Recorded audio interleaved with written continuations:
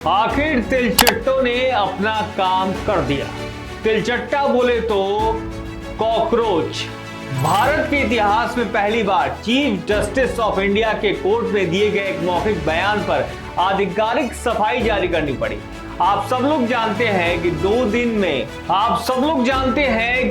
दिन में भारत में सबसे ज्यादा अगर किसी चीज का जिक्र हो रहा है तो तिलचट्टों का जिक्र हो रहा है, कॉकरोच का जिक्र हो रहा है। नमस्कार, आप बिहार न्यूज टुडे देख रहे हैं। मैं हूं आशीष पराशर आपके साथ। क्योंकि सुप्रीम कोर्ट में एक केस के सिलसिले में चीफ जस्टिस ऑफ इंडिया ने बेरोजगारों को इंगित करते हुए, आरटीआई एक्टिविस्ट को इंगित करते हुए, सोशल मीडिया इन्फ्लुएंस और समाज सेवियों को इंगित करते हुए ये कह दिया है कि वो परजीवी है और कॉकरोच की तरह है। इसके बाद भारत ही नहीं पूरी दुनिया में बवाल मच गया कि चीफ जस्टिस इस तरह की बात कैसे कर सकते हैं। प्रशांत भूषण ने एक बयान जारी किया, उसके बाद तरह तरह की बातें होने लगी। लीगल फेडरेटी में भी बहुत तीखी आलोचना शुरू हो गई है। चीफ जस्टिस ने माफी मांगने तक की मांग कर दी गई है कि चीफ जस्टिस माफी मांगे भाई। इसके आगे अगर आप देखें तो अगले दिन 24 घंटे के भीतर चीफ जस्टिस ऑफ इंडिया का जो दफ्तर है, जो उनका ऑफिस है, वो एक आधिकारिक बयान जारी करता है। वो कहता है कि चीफ जस्टिस किसी भी तरीके से युवाओं के खिलाफ नहीं है, मीडिया कर्मियों के खिलाफ नहीं है, किसी भी तरीके से उन लोगों के खिलाफ नहीं है जो आवाज उठाते हैं, जो सवाल पूछते हैं सत्ता से। क्योंकि यह बात अब ये आ गई है कि जो लोग भी सवाल पूछते हैं उन पर टिप्पणी है कि चीफ जस्टिस ऑफ इंडिया और सिस्टम ने उनको बोझ बता दिया है।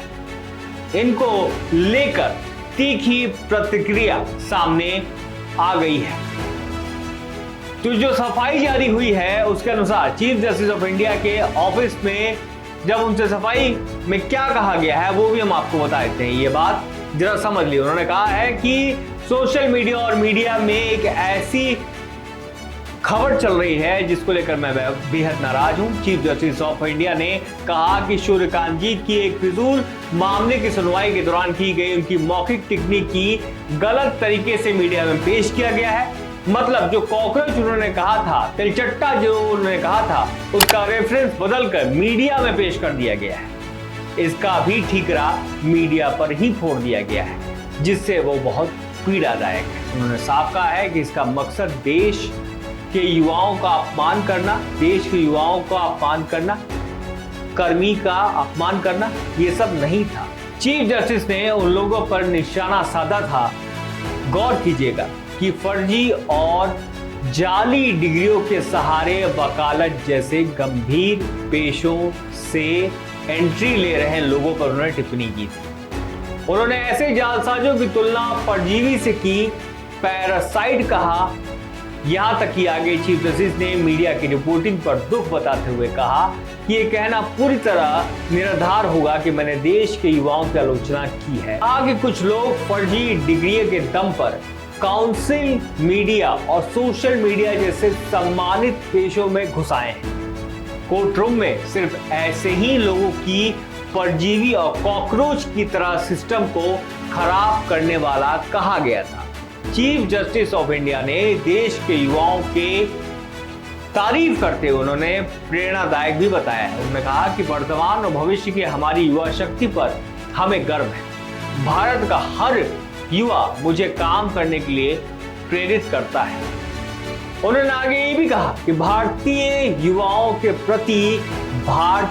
युवाओं का उनके प्रति बहुत सम्मान और स्नेह है। चीफ जस्टिस ने युवाओं को देश का भविष्य बताते हुए अपनी बात खत्म की।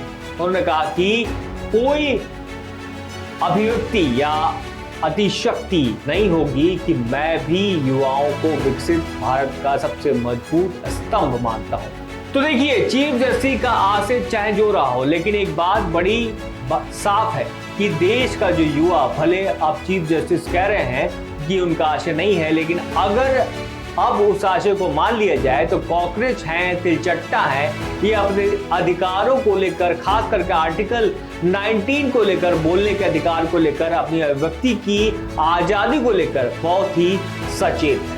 लाइव लॉज एसएससी वेबसाइट के ट्विटर हैंडल पर इस खबर को डाला गया तो नीचे जो कमेंट्स में थे वो बहुत साफ और बहुत मारक थे। वो चिंता जताने वाले थे। वो बता रहे थे दरअसल उन्हें कितना बुरा लगा है। खासकर युवा शक्ति को तिलचट्टा कहे जाने पर, क्योंकि कहीं ना कहीं संदर्भ जाकर बेरोजगारों से जुड़ गया है, उन लोगों से जुड़ गया था जो सिस्टम पर सवाल खड़ा कर रहे हैं, जो कि फांसीवादी व्यवस्था पर सवाल खड़ा कर रहे हैं और इस बात को लेकर चिंतित हैं कि भारत में संविधान की स्थिति को लगातार कमजोर किया जा रहा है। यानी कि भारत में संविधान की स्थिति को लगातार कमजोर किया जा रहा है। लोगों के बुनियाद और मौलिक अधिकार को रौंदा जा रहा है। सवाल उठने लगे हैं कि चीफ जस्टिस को उन मामलों के फैसलों पर ध्यान देना चाहिए जो 3-3 साल से 4-4 साल से अदालत में पड़े हुए हैं और संवैधानिक महत्व के हैं। उन तिलचट्टों और कॉकरोच के बारे में पूछना चाहिए, जवाब देना चाहिए, जो कई साल से जेल में पड़े हुए हैं बिना किसी अपराध, बिना किसी ट्रायल के। तो सवाल बहुत गहरे उठ गए हैं और सीधे सीधे चीफ जस्टिस ऑफ इंडिया पर। भारत के सर्वोच्च न्यायालय के टॉप कोर्ट यानी कि सर्वोच्च न्यायालय, तो ये कहा जा रहा था कि जब अभिव्यक्ति की आजादी को लेकर संविधान का कोई कस्टोडियन वही हमलावर होगा, वही जब क्रिटिकल होगा, वही जब इस हमले पर खड़ा रहेगा, उसको बुरा भला कहेगा, तिलचट्टा, पैरासाइट कहेगा, कॉकरोच कहेगा, तो फिर साधारण व्यक्ति की, मानव अधिकार कार्यकर्ताओं की, पत्रकारों की, नौजवान की, छात्राओं की क्या स्थिति होगी, अध्यापकों की क्या स्थिति होगी, कवि, लेखक, चिंतक की क्या स्थिति होगी, वो क्या करेंगे। तो खैर, अब चीफ जस्टिस ऑफ इंडिया ने खुद ही बयान जारी करके स्थिति साफ कर दी है कि मेरा आशय ये नहीं था। मैंने तो हमेशा ही युवाओं को अपनी प्रेरणा मानता आया हूं, मानता रहूंगा। उनसे काम करने की शक्ति लेता हूं। तो मान जाना चाहिए कि यह बात वहीं खत्म हो गई। लेकिन एक चीज जो गौर करने वाली है ये कि भारत के लोग जागरूक हैं। कम से कम संविधान से मिली जो व्यवस्था है, जो अधिकार है, उसको लेकर बहुत जागरूक हैं। लोगों ने भी, जो युवा पीढ़ी है, जो कम उम्र के बच्चे हैं, बच्चियां हैं, उसकी बड़ी कद्र करते हैं। वो उसको महत्व को समझते हैं। जो सवाल उठे हैं पिछले 24 घंटे में, ये भी उठे थे कि चीफ जस्टिस ऑफ इंडिया की तरफ से ऐसी बातें होती हैं तो मान जाना चाहिए कि कहीं ना कहीं संविधान को डिमीन करने की कोशिश की जा रही है, उसको छोटा बनाने की, उसको बौना बनाने की कोशिश की जा रही है। शायद इसलिए चीफ जस्टिस ऑफ इंडिया के मामले को गंभीरता से देखते हुए बयान जारी किया है, सफाई जारी की है।